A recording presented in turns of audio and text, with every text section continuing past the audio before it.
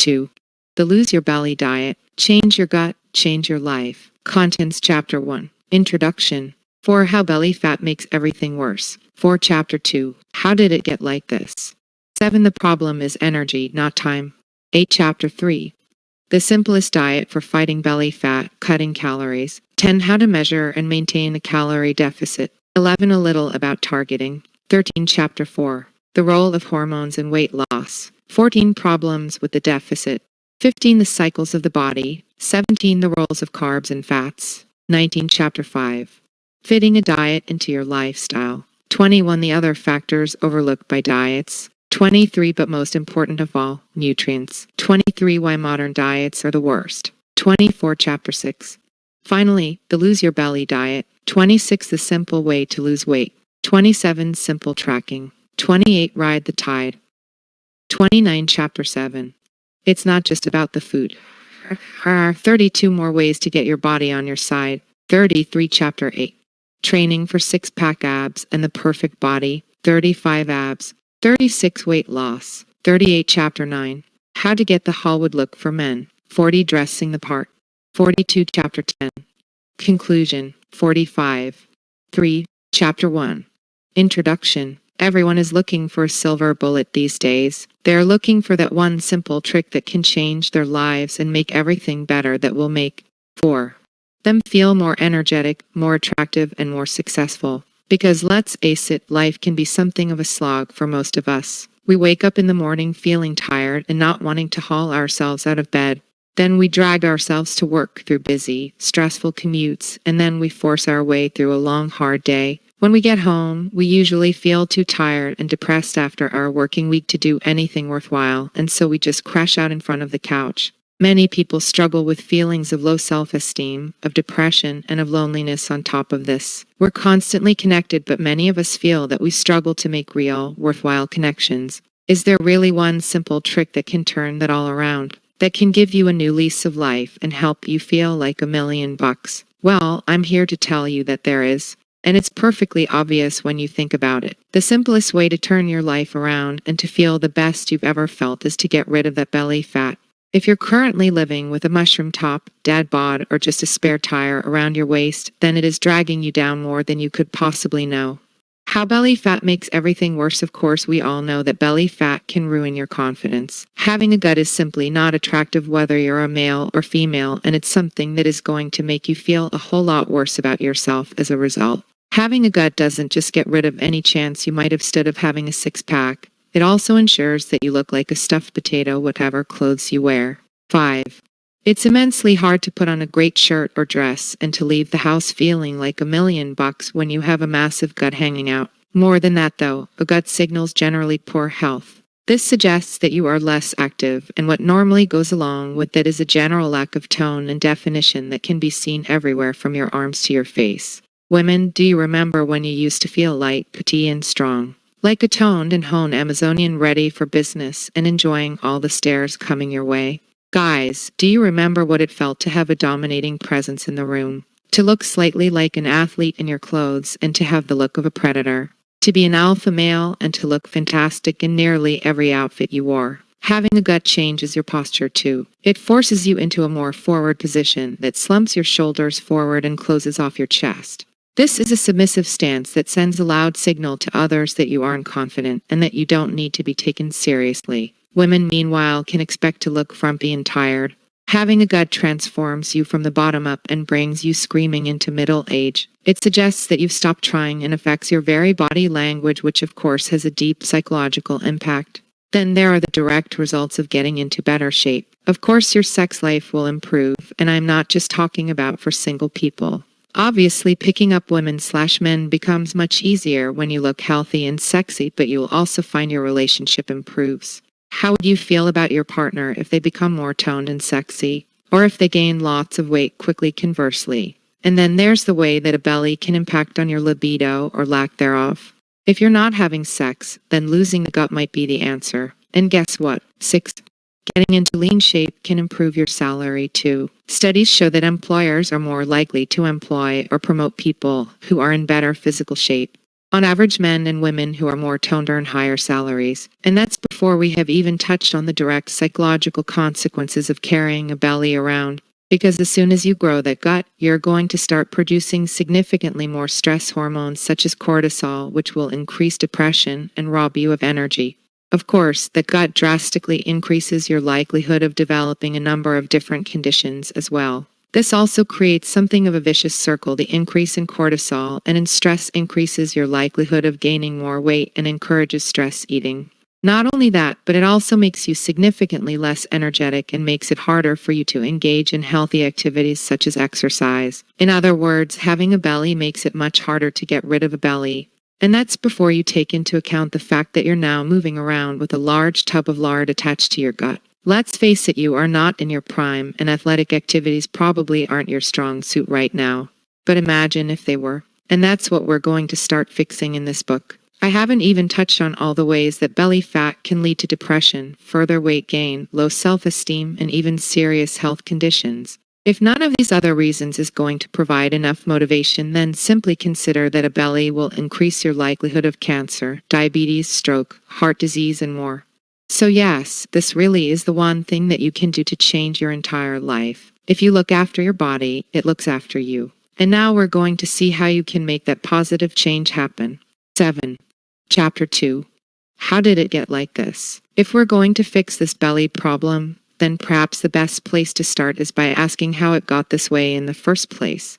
What series of events led to you gaining the weight and letting yourself go? Perhaps with that knowledge, we can then reverse the process and get 8. Back on track.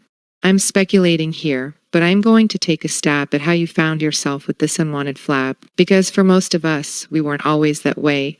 Most of us were fairly toned and fit when we were in our younger years, but then things changed. We got older and then we started to get tireder. Hormones don't help. Hormones make our metabolism slow down as we get past 25, and suddenly it becomes much harder to keep the belly fat off. Not only that, but we start spending more and more time at work in the office and pouring more and more energy into that work. Then we get married, get a mortgage, have kids. Suddenly, the amount of free time we have to ourselves dwindles down to almost nothing. If we aren't changing nappies, answering angry phone calls out of hours, coming home late, or doing the dishes, we're crashed out on the sofa exhausted. And stress is another thing that can contribute to weight gain. Stress increases cortisol. Cortisol makes us hungry, and it stimulates lipogenesis or fat storage. Gradually, our gym regime takes a backseat, and soon after that, our diet takes a backseat too. We start eating what is convenient and affordable, and slowly life chips away at our fitness. And it doesn't seem like a big deal either. But as we've seen, it really is, because it starts to have a knock-on effect in every single other aspect of your life. If you can take back control of your gut, you can take back control of your life. So how are you going to get it back? The problem is energy, not time. Let's take a closer look at this issue and see what it really boils down to. Now, 9. A lot of people will tell you it comes down to time. They aren't in shape because they don't have time to be in shape. Is this accurate though? I would argue not. Because if you are like most people, then you have somehow still managed to watch an awful lot of TV series. Maybe you recently completed the latest season of Game of Thrones. And then there's the simple fact that you could wake up earlier. And there's the fact that if we are being completely honest here, eating healthily doesn't take that long. In fact, it's very quick and easy to eat a salad or to eat whatever you are going to eat tonight, sans chips. The problem isn't that you don't have time to work out. It's that you don't have the energy or the inclination. And it's not that you don't have time to cook. It's that you don't have energy. Furthermore, you feel like you need a pick-me-up. Something that can help you to get yourself up and running again, and fish just doesn't cut it. Fish after a long day at work just doesn't cut it. Now, in the next chapter, we're going to take a look at the most simplistic and efficient way to lose weight. This is straightforward calorie tracking. We'll see why this can work and why it's really just very simple math. But I want you to keep this chapter in the back of your mind because we're going to be coming back to it. You're going to see later on that your lifestyle makes it hard to cut calories and that you need to have a rethink if you're going to win this war on your belly. 10. Chapter 3. The simplest diet for fighting belly fat, cutting calories. The most straightforward way that anyone can fight belly fat is to simply eat fewer calories than they burn. This is what is called maintaining a caloric deficit, and it basically means that the body needs to burn fat in order to get the energy it needs. 11. The body is constantly burning energy, not only to allow it to engage in various activities such as walking, jogging, or thinking, but also to allow it to simply stay alive. That is to say that you need to burn energy for the most fundamental of human bodily functions, such as blinking and breathing. If you are constantly eating, then you are constantly supplying your body with the sugar that it needs. This will remain in the blood until the body is able to use it to power whichever movements are necessary. Failing that, the body will look to stores of glycogen which is kept in the cells. It's only once both of these energy supplies run short that the body then needs to start looking elsewhere. That is when it starts to burn fat. How to measure and maintain a calorie deficit. If you want to measure and maintain a calorie deficit, then you need to first calculate how many calories your body burns in a given day. This means looking at the number of calories that you burn while inactive, called your basal metabolic rate, and then looking at how much exercise you do on top of this, making your AMR or active metabolic rate. There are plenty of different calculations out there for getting a rough estimate of these numbers. Ultimately, though, it is actually more effective in most cases to try and work this out using a fitness tracker. While calculations can be useful, they don't allow for variations from one day to the next. Most of us will find that our active metabolic rate varies tremendously throughout the week, and this, of course, has a big impact on how much you should be eating. A good fitness tracker will allow you to enter some personal metrics, such as your height, weight, and gender, and will then count your steps and measure other 12 activities throughout the day. A device such as the Fitbit Alta HR, for instance, will not only track steps but also monitor your heart rate throughout the day and automatically detect exercises and activities like walks, runs, and sports. Using this data, you can then get a much more accurate picture of how many calories you burn daily. From there, you can then start calculating how many calories are going in. Again, there is technology out there to help you do this. MyFitnessPal, for example, is a tool that will let you log the foods you eat by entering the calories and macronutrients manually, or by simply scanning a barcode in order to add them from a huge database. If you scan everything you eat through MyFitnessPal, not forgetting the drinks you consume, including alcoholic, and any smaller snacks throughout the day, then you now have a total number for all the calories you've eaten to measure against the ones you've burned. Now all you need to do is to plan your day so that the number of calories coming in stays lower than those going out. Let's say that you've burned 2,300 calories and you've eaten 2,200. You can either stop there or you can try and do some more exercise in order to burn more calories. Either way, you need to keep the first number higher than the second one. If you can do that, then you will burn fat. It's that simple, and it has to work because there's no other source of energy for your body to get fuel from. Maintain a constant caloric deficit of around 200-300 and you'll slowly lose more and more fat. Remember, slow and steady wins the race. Except it's not really that simple, is it? For starters, there are the kinds of foods you're eating, the nutrients. Then there is the matter of your metabolism and, life. 13. Maintaining a caloric deficit seems simple and flawless on paper, but in practice, it is too simplistic. Over the next few chapters, you'll discover why, and you'll find out how to strike that happy balance that will result in guaranteed fat loss. A little about targeting before I go any further, though. I should first address a concern you may have. After all, wasn't this supposed to be a book about burning belly fat specifically? How does maintaining a caloric deficit guarantee you'll lose your gut? Women reading this might even be worried they'll lose weight from places that they want it, like their breasts. As some of you may already know, this does not guarantee you'll lose your belly. That's because nothing can guarantee that you'll lose your belly. Unfortunately, there is no such thing as targeted fat loss. That is to say that you can't choose which part of your body you want to improve the looks of, and then conveniently blast fat from there. The order in which fat is lost from your body is actually genetically predetermined and is impossible to change. Some people will lose weight from their guts first, and those people are very lucky indeed. Other people might lose it from their arms first. As of right now, science has no way of helping you choose which order things happen in for you. So the only way you can burn belly fat is to burn all fat and then feel safe in the knowledge that it is going to eventually reach your belly. That said, though, we will look at some tips in this book later on that can help you to make your belly flatter and more toned in other ways. 14. Chapter 4. The Role of Hormones in Weight Loss. If you look around the web for advice on how to lose weight, you'll find that people fall into two broad camps. There are those that believe weight loss is entirely dictated by the caloric deficit we just discussed, and there are others that feel there are other, more important factors at play. Let's take a look at some criticisms of the calorie deficit approach to dieting. 15. Problems with the deficit. It is certainly true that your body needs to burn fat for energy once it has run out of other sources. It is certainly true that if you have no other means of getting that energy, you will lose fat stores and eventually you lose weight. This really is simple math, cause and effect. But the problem comes with calculating that magic AMR, active metabolic rate. These calculations are rough guesses at best, and they are based on nothing more than your physical features. The best calculations take into account your muscle mass, which is metabolically active, but even these don't take into account underlying issues such as the balance of your hormones. Simply put, some hormones help you to burn fat faster and some help you to burn fat faster. These are directly responsible for how many of those processes that require energy are going on in your body at any given time and how capable your body is of utilizing the various stores of energy available to it. Just a few of these hormones include cortisol, insulin, thyroid hormones, T3 and T4, adrenaline, serotonin, leptin, ghrelin, testosterone. 16.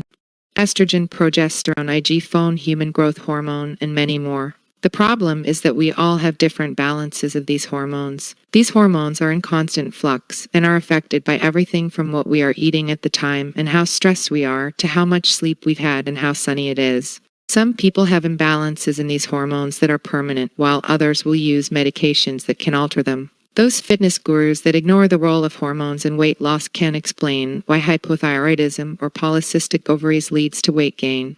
They also can explain why using steroids builds muscle and burns fat. You may not have a condition like hypothyroidism, but the point to recognize is that these conditions are not really binary. You do not have to have or not have a condition, but rather you can view everyone as existing somewhere along the spectrum. You might have a slightly lower production of thyroid hormones than someone else, or you might be higher in testosterone. This is why some people lose fat very easily, and it is why some people struggle to lose it. It's also why things tend to get harder for us as we get older, and it's why things get harder for us as we become more stressed and more tired. All of this upsets our hormone balance and puts our bodies into fat storage modes. The issue is not with the calorie deficit, but rather our ability to accurately calculate our own AMR. Not only that, but these hormones also play a very big role in why we struggle to lose weight. They make us hungry, low in energy, and depressed, and they contribute directly to fat storage around the midriff. 17. This is before we take into account the fact that it is essentially impossible to calculate the precise number of calories burned. Heart rate alone is not a perfect correlate for calories burned or the number of calories in any given item of food. You really think that every single apple has the precise same number of calories in it? Are you sure you are really adding precisely the same amount of sauce to your meals? Then there's another fallacy of the calories and slash-out diet, which is the notion that our calories somehow magically reset at the end of the day, that we can make sure we're in a calorie deficit on Monday and then start again on Tuesday. In reality, the buildup of calories is cumulative and can be carried over. And then there is the way that eating in itself can affect your hormonal balance and process the foods that are coming in. The cycles of the body. Not only does everyone have different balances of hormones in the long term, but we all also go through cycles where different hormones peak. This is useful information to know if you want to try and make it as easy as possible to encourage weight loss, because it means you can time your consumption of food to coincide with points when your metabolism is fastest, and you can try to diet the hardest at points when you're less likely to be hungry. For example, when you wake up first thing in the morning, your body is in a fasted state. This is simply because you have just gone the last 8 hours without eating anything, thereby meaning you have very low blood sugar. 18. How does the body interpret this? It interprets it as danger. In other words, your body will now react by telling you need to eat and need to eat fast. If you don't get food into your system quickly, then you might starve. Remember, as far as your body is concerned, you're still surviving out in the wild. Thus, your low blood sugar will trigger a release of cortisol, the stress hormone that will motivate you to go and find food. This is also what makes us grumpy in the morning. You'll release sugar from stores into the blood, and you'll produce ghrelin, the hunger hormone. This also triggers the release of myostatin, a chemical that tells the body to burn muscle and to use it as fuel. In other words, you're now in a catabolic state. This is further enhanced by the light coming in through the window, which wakes us by triggering the release of cortisol and nitric oxide in the brain. Once you've eaten, though, things change. Now sugar is released immediately into your body, which the body responds as good news. This triggers the release of serotonin, a feel-good hormone, followed by melatonin, which is the sleep hormone. This is why we often feel sleepy after a large meal. Now your brain becomes slower and groggier, and you feel happier, but countless other activities can similarly alter your hormone balance. As it gets darker, for instance, we release more of the sleep hormone melatonin. Likewise, if we're in a good mood and having fun with friends, we release more serotonin. Likewise, when we work out, this triggers the release of stress hormones, followed by anabolic hormones like growth hormone and testosterone to trigger growth. Ultimately, the body is constantly swinging between an on state called catabolic or fight and flight and an off state called anabolic or rest and digest. When the body is hungry, harmed, or threatened, you become more alert and produce more stress hormones. At this point, you burn your energy stores because you need to. 19. Keep going. But when the body is relaxed or you've eaten a satiating meal, that's when you are more likely to store fat and build muscle. The issue is that countless things we do skew this system all the time, and that's one of the reasons it's so hard for us to stick to a diet. This is where the next huge factor comes in: lifestyle. We'll look at that in the next chapter, but first, the roles of carbs and fats as mentioned, the timing of your food and the way you eat can have a big impact on your hormonal balance. Likewise, the hormonal balance can have a big impact on the way that you're eating. For example, if you eat first thing in the morning, you break your fast. That is to say that you take yourself out of a catabolic state where the body is desperate for food and is burning fat. Some people will then try to extend this catabolic state for as long as possible as a trick to burn more fat. They might even engage in something called fasted cardio, which means that they'll work out first thing in the morning before breakfast so that the only thing available to burn is stored fat. Another trick is something called carb backloading. Here, you engage in intensive exercise designed to deplete the glycogen stores. Then you consume carbs, and as a result, they will be more likely to be stored in the muscle cells rather than being stored as fat. But the technique that most people are interested in is to avoid simple carbohydrates altogether. Simple carbohydrates are any carbs that release their energy immediately into the blood. These tend to be the sweetest carbs like sugar, 20, cake and white bread. By eating these, you cause a sudden spike in blood sugar, which triggers the release of insulin and puts your body into a fat storage mode. If you avoid these simple carbs, however, then you can maintain more of an equilibrium and thereby prevent your body from storing the energy. Instead, you'll simply be replenishing your blood sugar as it is being used up. This is the objective of many low-carb dieters who will instead rely on complex carbohydrates and fats which digest much more slowly and therefore release sugar into the blood at a slower rate as well. Some low-carb dieters and fasters will go even further to try and reduce blood sugar to the point that the body beings producing an alternative energy source, ketones. Do you need to worry about this? Is any of it relevant for losing your belly? Don't worry, everything will be explained into a simple-to-follow program very shortly. 21. Chapter 5. Fitting a diet into your lifestyle. Here is the other issue with eating a diet designed simply to help you reduce your caloric intake. It's miserable. 22. I always say that there is no point in starting any new diet or any new training regime unless you intend to stick with it permanently. If you're going to diet for a month and then go back to your old shape, then what's the point? So whatever diet you're coming up with right now, the first thing you need to ask yourself is whether you can feasibly see yourself following it forever. This is the problem with intermittent fasting diets, and it's the problem with calorie counting. Sure, you can stomach the idea of scanning all your food for a few days, weeks, or even months. But are you really going to be doing this when you're 80? If not, then it is not sustainable. And what's the point of going to such effort to count everything you eat when we've already seen that the numbers are really just a guess at best? For most people, this will be an effective tool until it becomes dull and they give up because they're too tired and stressed to stick with it. For others, it might never work owing to other biological factors that prevent them from getting the most from it. Cast your mind back to the notion of your body going through cycles between anabolic and catabolic. Now ask yourself, what have you been doing all day at work? You've been stressed, likely getting into arguments, working to deadlines, and struggling with difficult clients. At the same time, you've been staring into a screen which is a very bright source of artificial light. What does all this mean? It means you're very much in fight or flight. You're very much catabolic. And so when you get home, of course your body is going to revert to anabolic.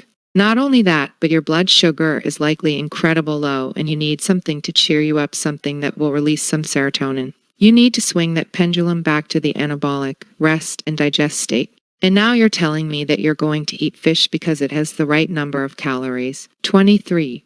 The good news is that there is a better way. The other factors overlooked by diets, there are many more important factors that often get overlooked by diets too. One of these is the fact that we tend to eat socially. That is to say that we often eat something because we're with our partners, our families, or our friends. We like inviting people round for meals, we like going out for fancy dinners, and we like surprising our partners with chocolates. If you don't join in with this, then it's actually quite unsocial and we miss out. Again, with all those hormones screaming at you to get some sugar and now the social pressure of eating out, are you really ordering that salad forever? And yes, there is the simple matter of time and energy. Tracking all your calories takes time and energy, and as we've discussed, those are both factors that are already at a premium. Can you really motivate yourself to count all the calories in that home-cooked meal every day? But most important of all, nutrients, and there's something else that gets not a lot of attention when it comes to diet and that absolutely deserves it, that's nutrition. Too many of us view our food as fuel. This is something that the calorie counting, 24, approach is very guilty of doing. We look at food as something that we use in order to enable ourselves to keep going and to keep us productive at work. We think of it in terms of something that our body burns in much the same way that a car uses petrol. But food is much more than that. Not only should food be enjoyable and social, as we have already discussed, but it should also be thought of as being the very substance that we are made of. You've heard the expression, you are what you eat, and well, it's true. When you consume amino acids from proteins, your body actually reconstitutes those in order to build your muscle and skin.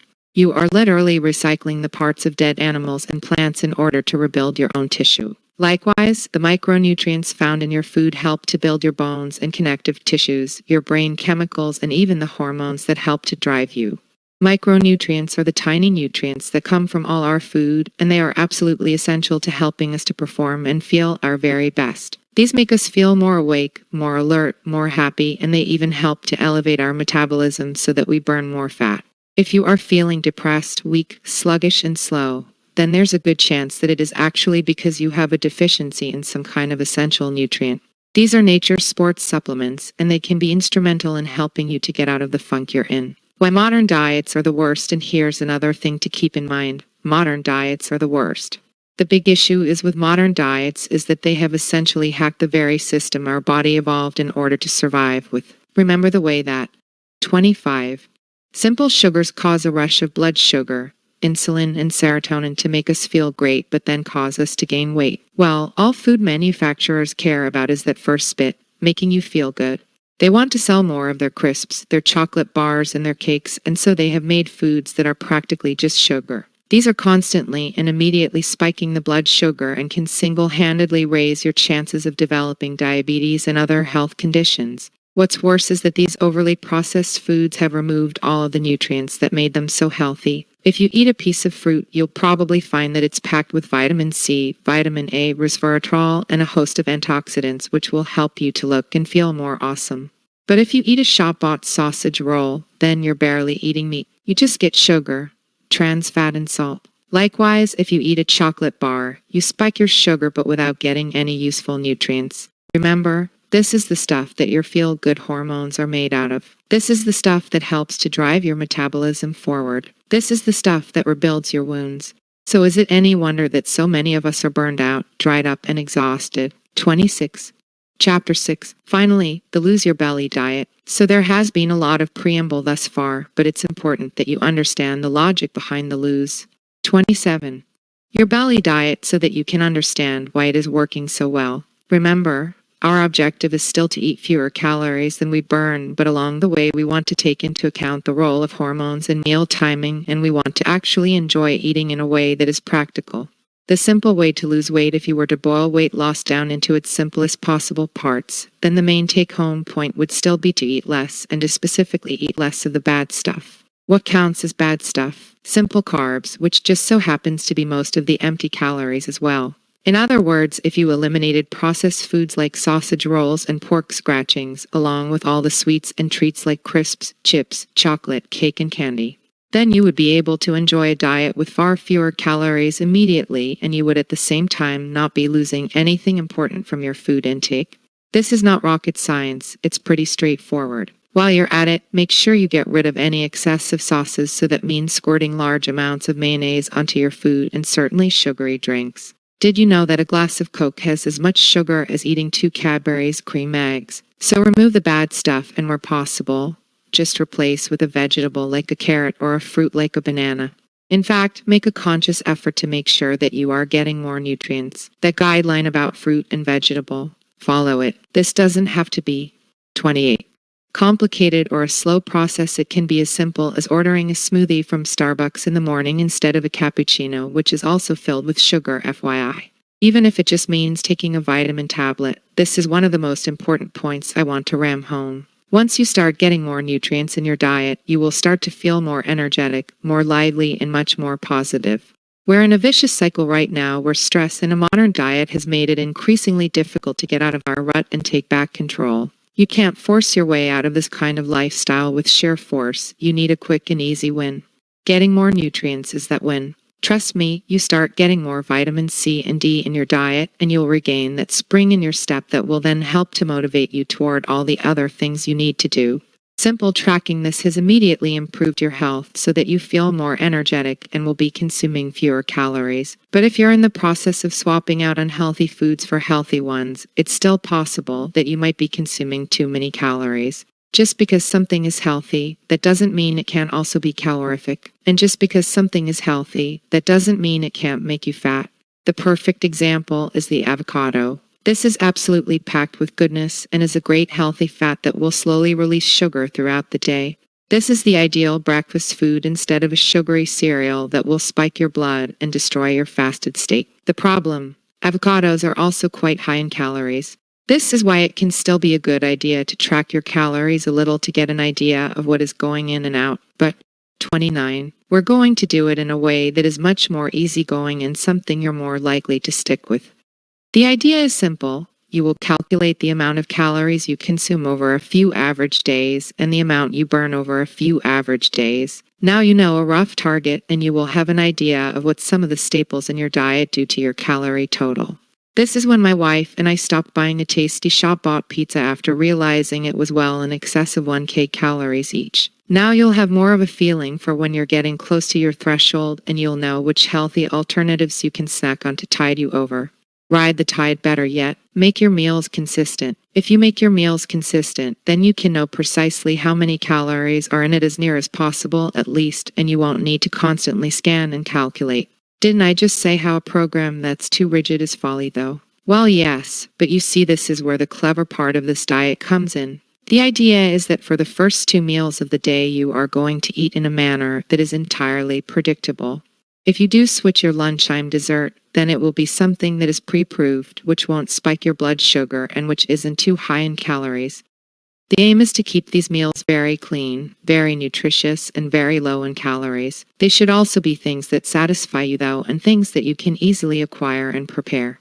If that means buying from a salad bar or similar, then so be it. 30. This might seem miserable, eating the same 2 meals every single day, but actually it is the precise opposite. The purpose of these 2 meals, you see, is to allow you to eat whatever you want in the evenings. If you know that you have only consumed 500-700 calories by dinner, then that means that you can go all out without worrying much at all and still remain under your target.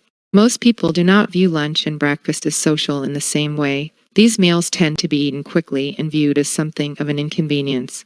Breakfast for many is stuffed down on the way out the kitchen in the morning, while lunch is often a samey lunch box eaten alone. So why not just redesign your breakfast and lunch to make sure you aren't getting too many calories and to ensure that you're filling up on important nutrients? Now, when it's time for date night or a meal with a friend, you'll be able to eat whatever you want and cut loose, and you can rest assured that it will probably still be keeping you in a calorie deficit. There are also good biological reasons to stick to this diet and to keep it ordered like this. Remember, first thing in the morning you are fasted. Thus, the last thing you want to do is to spike your blood with a massive dose of sugar. Instead, if you make your first meal a complex carbohydrate or healthy fat, then you are slowly providing enough energy to keep moving but without triggering it being stored as fat. The same goes for lunch, and by avoiding a massive intake of sugary food, you'll also help to avoid creating that 4 p.m. slump that normally causes us to crash and become less productive after we've eaten. You're staying catabolic, and you're staying focused at the point in the day when you're focused and driven anyway. And then, at the point when you're getting home feeling shattered and just waiting to chill out with good food, you can. 31. Now, some healthy experts will recommend that you fast the other way around and avoid eating a large meal before bed, which can have negative impacts on your sleep. Actually, though, as long as you leave enough time before bed after your last meal, this shouldn't be an issue. What's more is that there are some experts who now believe that we evolved to eat sweet things before bed, which might even be what triggered the entire notion of dessert. The idea is that it makes sense to stock up on sugar before bed when we'll be fasted and to trigger the release of serotonin and melatonin to put us in a deep, restful state. So try this diet, work out your target, and then remove all the unhealthy foods, adding back in good ones to your first 2 meals. Get to the point where you're now full of nutrients and very far from your calorie target by evening, and then allow yourself to eat normally. Don't go crazy, of course, but just allow yourself to eat as you normally would. You're no longer fighting the natural cycles of your body and your hormones, you're riding the wave. What's more is that you're essentially training your insulin response and encouraging your hormones to work for you. And on top of all that, you're maintaining a calorie deficit without having to do any calculating. If you can stick to this, then you should start to find your belly fat starts to slip away. But don't go away just yet, because in the next chapters we'll look at how you can make this easier on yourself and how you can enhance the look of that stomach and your overall appearance. 32. Chapter 7. It's not just about the food. Losing belly fat is not just about the food, and it's not just about exercise either. 33. What I'm talking about is your entire lifestyle and everything that you are doing around your diet. Remember, your lifestyle is likely what got you into this state in the first place, and it's probably what's making it so hard to get out. We've already seen how coming home stressed from work makes you more likely to binge eat and then store fat more rapidly. This is a combination of factors, but even comes down to the direct and precise action of cortisol on the body. So it stands to reason then that if you want to reduce belly fat, you should look at combating any workplace stress or other stress for that matter. This is easier said than done perhaps, but it's important to recognize just what a profound impact stress has on us. If you can remove stress from your life, then you'll have far more energy for working out and eating right. There are a few things you can do to this end. One is to take up meditation or another form of practice that will help you to combat stress generally. Meditation can significantly improve your mood, help you to cope with stress better, and even make you smarter. This is a great tool to help fortify you and defend you against things going wrong that can prevent you from continuing your new healthy lifestyle. Another tip is to look for ways to make your life a little easier. One obvious culprit may be the commute. Could you make this easier in any way? Perhaps with a car share. You might even decide that the job you're doing is not for you. If it's not leaving you with the energy or the willpower you need to look after your own health, then guess what? This job is not good for you and you should probably quit. Prioritize your health. More ways to get your body on your side. 34.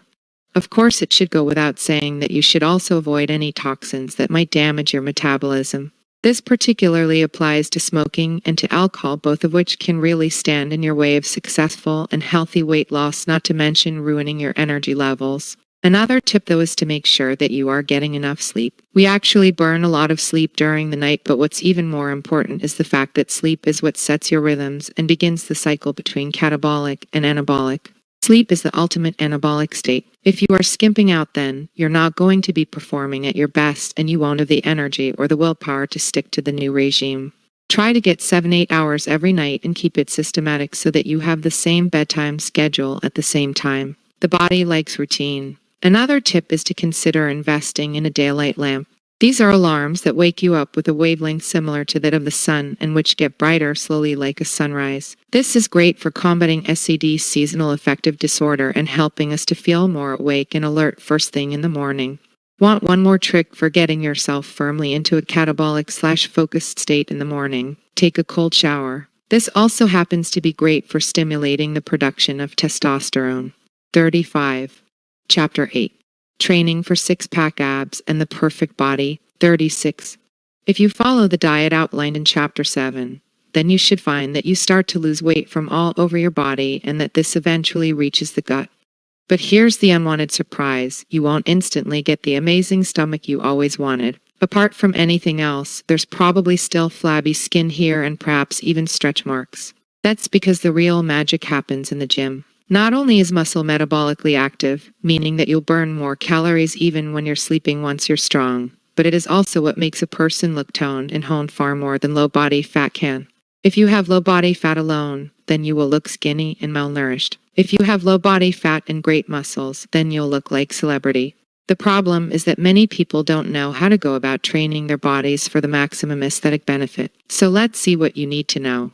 Abs. Let's start by focusing on the part that everyone is interested in, the abs. How do you take your now fatless belly and turn it into something that Brad Pitt or Angelina Jolie would be proud of? It starts with anatomy. Too many people will want to focus purely on the sheet of muscle on the front of the stomach that is divided into 6 parts. 37. This is the rectus abdominis, but it is only one piece of the puzzle. What's actually more important for many ways for people looking to get rid of belly fat is the transverse abdominis. This is the band of muscle that wraps around the stomach and lower spine and works to support the back and act like a girdle. The good news is that if you train this part of the stomach, then it will work to actually hold in the gut.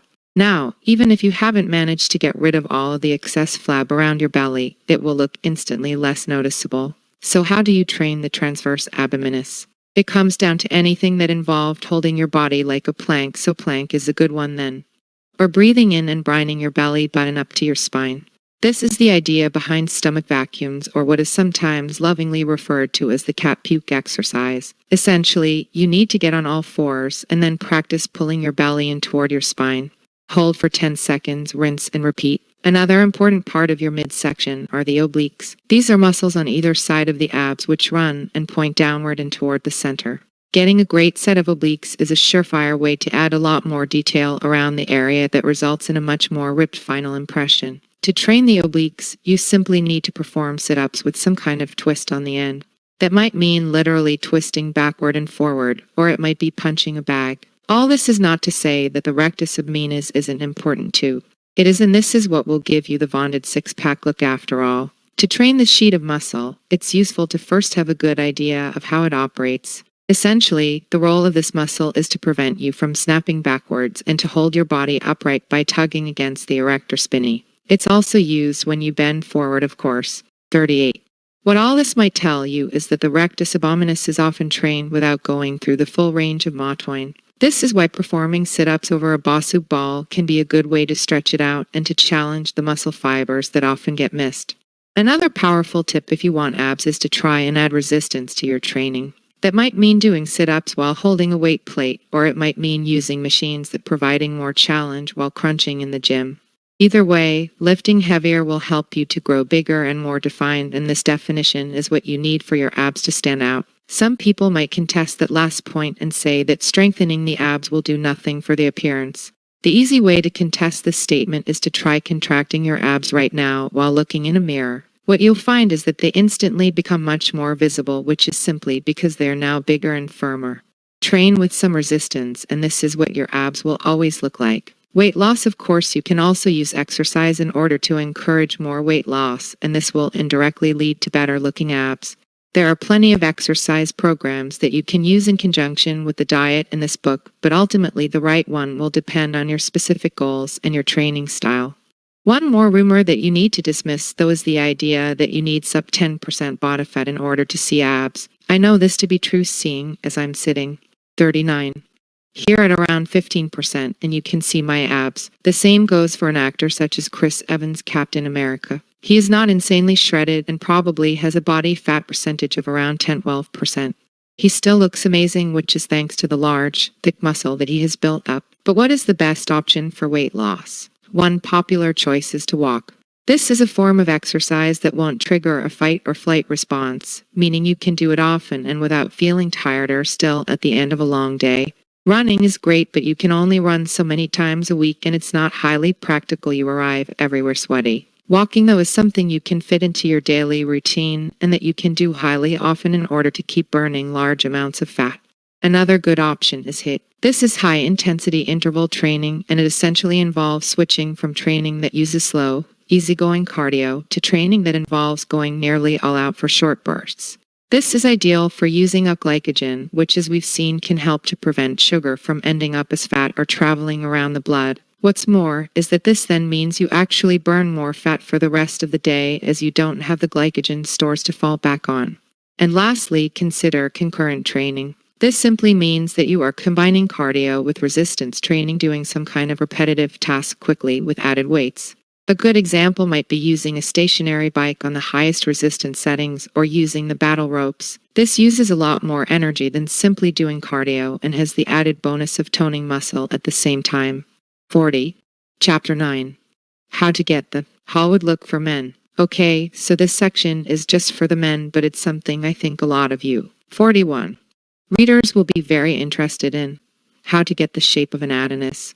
While there are plenty of excellent training programs out there, the big problem is that they tend to focus on building strength or performance without giving much thought to aesthetics. Even those workouts aimed at helping you to look and feel better about yourself will almost always take the approach that any fitness looks better, but a smarter approach might be to try and train more like a Hollywood celebrity.